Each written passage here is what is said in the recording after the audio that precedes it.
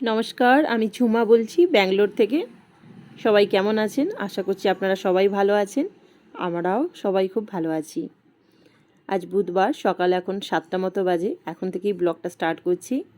জানেনই তো সকালবেলা রান্না থাকে, ছেলে স্কুলে যায়। তো আজকে বানাচ্ছি একটু ফুলকপির কষা কষা তরকারি আর রুটি। ফুলকপি, আলু, মটরশুঁটিটা একটু ভাপিয়ে নিয়েছিলাম হলুদ জলে। আর দিকে কড়াই একটু জিরে ফোড়ন দিয়ে পেঁয়াজটা ভেজে নিয়েছিলাম। পেঁয়াজটা যখন একটু ভাজা ভাজা হয়ে গিয়েছিলো, তাতে একটু ভাপিয়ে রাখা ফুলকপিটা, আলুটা দিয়ে একটু ভেজে নিয়েছি। 5 মিনিট ভাজা ভাজা করে নিয়ে এবার আদা রসুন বাটা, টমেটো, ধনেপাতা আর ঘরে যে বেসিক মশলাগুলো থাকে, লঙ্কা, হলুদ, ধনে গুঁড়ো, জিরে গুঁড়ো, লবণ, সব কিছু দিয়ে বারে বারে অল্প অল্প জল দিয়ে কষিয়ে নিয়েছি। মানে এইসব রান্নাগুলো প্রায়ই হয়ে থাকে। এর আগেও একদিন ফুলকপির তরকারি দেখিয়েছিলাম। তো আটা মেখে নিয়েছি, রুটিও বেলে নিয়েছি। রুটি এখানে সেঁকা হয়ে গেছে, ভাজা হয়ে গেছে চাটুতে। এবার আমি এটা সেঁকে নিচ্ছি। ছেলেকে খেতে দেবো, ছেলে খেয়ে যাবে এবং নিয়ে যাবে। আমি বারবারই বলি, আমাদের সকালবেলার দিকটা ছেলে যে স্কুলে যায়, আমি এরকম ঘরোয়া রান্নাগুলি করে দিয়ে থাকি। বেশিরভাগ রুটি, ভাত এই ধরনের কিছু দিয়ে থাকি। আমার ব্রেডটা খুব একটা পছন্দ হয় না, পাউরুটি, বাইরের জিনিস দেওয়াটা। তো ছেলেকে খেতে দিয়ে দিয়েছি, আর ছেলের দিকে স্কুলে আমি লাঞ্চ বক্সটাও রেডি করে দিয়েছি। রুটি, তরকারি আর আজকে একটু বেদানা দিয়েছি। তো এখানে শুকনো খেজুর আছে, ছেলেকে বলছি একটা নিয়ে যেতে, নেয়নি। এটার বাবা সে পুজো দিতে গিয়েছিল, সেই প্রসাদ এনেছিল, এখনও পড়িয়ে আছে, খাওয়া হয়নি। তো ছেলে তো স্কুল চলে গেছে, সকালের কাজ করে চান পুজো করে এটা প্রায় 11:30 পৌনে 12টা বাজে। এখন রান্নাঘরে এসেছি। তো ভাত হয়ে গেছে। আজকে করব চিকেন। চিকেনটা আজকে দুরকমভাবে চিকেন করব। একটা পাতলা বাঙালি স্টাইলে পাতলা মুরগির যেমন ঝোল হয় সেরকম করব। আর একটা আজকে আমার পছন্দে বানাবো, একটু দই চিকেন। তো সবার প্রথমে চিকেনে একটু দই নিয়ে নিলাম। 100 গ্রাম মতো দই আছে। 100 দই আর 1 চামচ, বড় চামচের 1 চামচ মতো গোলমরিচ গুঁড়ো দিয়েছি। তো গোলমরিচ আর দইটা দিয়ে মাংসটা ম্যারিনেট করবো। তবে ম্যারিনেশন টাইমটা আপনারা যতটা পারবেন রাখবেন, 1 ঘন্টা 2 ঘন্টা যতটা পারা যায়। যে কোনো জিনিস ম্যারিনেট করার পর রাখলে ভালো হয়। আর এদিকে বাঙালি স্টাইলে যে মুরগির যে পাতলা ঝোলটা করব, আলুটা ভেজে তুলে নিয়েছি, দেখেছেন আলুটা ভাজছিলাম, পেঁয়াজও দিয়ে দিয়েছিলাম, পেঁয়াজ ভাজা হয়ে গেছে। এখানে আদা রসুন কাঁচা লঙ্কা বাটা, যেটা আমার ঘরে প্রত্যেকটা সময় বাটাই থাকে বেশিরভাগ সময়, সেই আদা রসুন দিয়ে ভালো করে কষিয়ে নিয়েছি। টমেটো, ধনেপাতা, আবারও সেই কমন মশলা লঙ্কা, হলুদ, ধনে গুঁড়ো, জিরে গুঁড়ো, লবণ, সব মশলা দিয়ে একেবারে কষাচ্ছি। অন্যবারে কী করি, আদা রসুন কষিয়ে আগে টমেটো দিই, টমেটোটা নরম হলে তারপর মশলাগুলো দিই। কিন্তু এইরকমভাবে একেবারে দিয়ে অল্প অল্প জল দিয়ে অনেকক্ষণ কষিয়ে নিলেও কোনো অসুবিধা হয় না। যেদিন একটু তাড়া থাকে এক এক দিন এক এক রকম করি, সবসময় যে একই রকমভাবে করি তার কিন্তু কোনো মানে নেই। তো এইভাবে মাংসের মশলাটা যে খুব ভালো করেই কষিয়ে নিতে হবে যতক্ষণ না মশলা থেকে তেল ছাড়ছে। আর টমেটো একদম নরম হয়ে এসেছে, দেখুন একদম তেল ছেড়ে, তেল ভেসে উঠেছে, মানে একদম মশলা কষানো আমাদের রেডি। এবার আমি এখানে চিকেনটা দিয়ে দিচ্ছি। এখানে হয়তো 2.5 কেজি চিকেন আছে, টোটাল 3 কেজি মতো চিকেন ছিল। তো 2.5 কেজি মতোই পাতলা ঝোলটা করছি, আর 500 চিকেনের মতো একটু দই চিকেন বানাচ্ছি।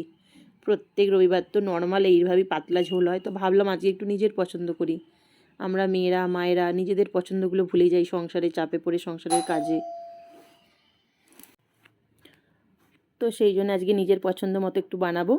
আর এদিকে মাংসটা দিয়ে মশলার সাথে খুব ভালো করে কষিয়ে নেবো। এটা অনেকটা সময়, প্রায় আধ ঘন্টা কষিয়ে নিয়েছি। দেখুন মাংসের কালার চেঞ্জ হয়ে গেছে, আর মাংসটা অনেকটা শুকনো শুকনো হয়ে এসেছে। তো এই সময় ভেজে রাখা আলুটা দিয়ে দিচ্ছি। সবাই জানেন তো এইভাবেই করতে হয়, এইভাবে তো অনেকবারই দেখিয়েছি, তবুও দেখাচ্ছি। শুধু জাস্ট আমার সংসারের আপডেটটা দিচ্ছি আমি। তো আলুটা দিয়ে আমি আরও 10-15 মিনিট কষাবো, তাহলে কী হবে, আলুতে মশলাটা একটু স্বাদটা এসে যাবে। এখানে জল গরমও হয়ে গেছে। এদিকে দই চিকেনটা বানাবার জন্য কড়াই কিন্তু কোনো ফোড়ন দিইনি। কড়াই সর্ষের তেলটা গরম করে একদম ডাইরেক্ট পেঁয়াজ দিয়েছি। পেঁয়াজটা দিয়ে একটু ভাজা ভাজা করে নেব। পেঁয়াজটা লাল হওয়া অবধি একটু ভেজে নেব। এখানে আলু আর এটা দেখুন একদম শুকনো হয়ে এসেছে। ঠিক এই স্টেজে যে জল গরম করে রেখেছিলাম সেই জল গরমটা দিয়ে দিচ্ছি। আর একটু জল লাগবে, আর একটু গরম করে দিয়ে দেব। এখনও কিছুটা সিদ্ধ হবে। আজকে মাংসের পিসটা একটু বেশ বড় বড়ই রাখা হয়েছে, তার জন্য সিদ্ধ হতে একটু সময় লাগবে। আলুটা আর 10-15 মিনিট মতো ফুললেই মাংসটা হয়ে যাবে।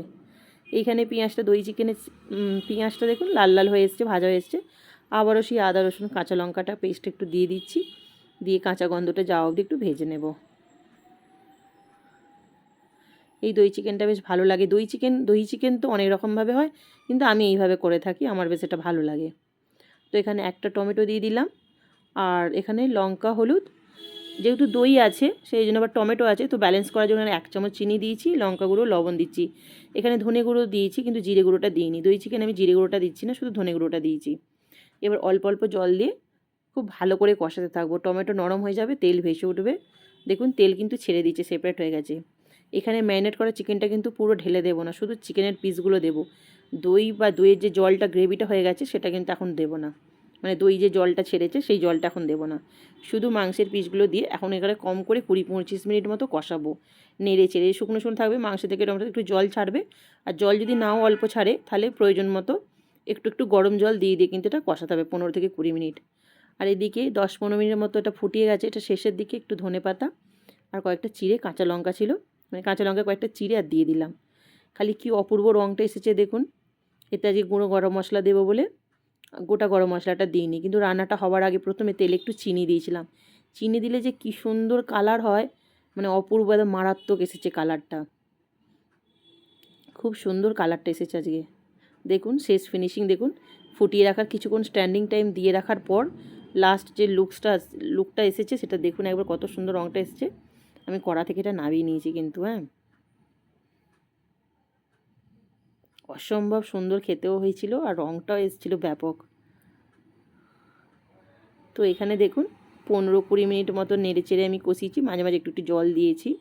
এটা কষি কষি হবে, এটা কোনো টালে ঝোল হবে না, একটু কষা কষাই হবে। ঠিক 15-20 মিনিট কষিয়ে নেওয়ার পর যে দই জলটা ছিল, গোলমরিচ আর দইয়ের যে মিশ্রণটা, সেই জলটা দিয়ে দিলাম। দিয়ে এবার আবারও এইভাবে আরও 15-20 মিনিট কষাবো, মানে মাংসটা সিদ্ধ হওয়া অবধি এরকম কষাতে থাকবো। প্রয়োজনে 1/2 কাপ 1 কাপ আমরা গরম জল ইউজ করব যদি জল শুকনো হয়ে গিয়ে থাকে। এরও দেখুন দইটা দেওয়ার পর এরও খালি কালারটা এসছে দেখুন, এরও মারাত্মক রূপ এসছে।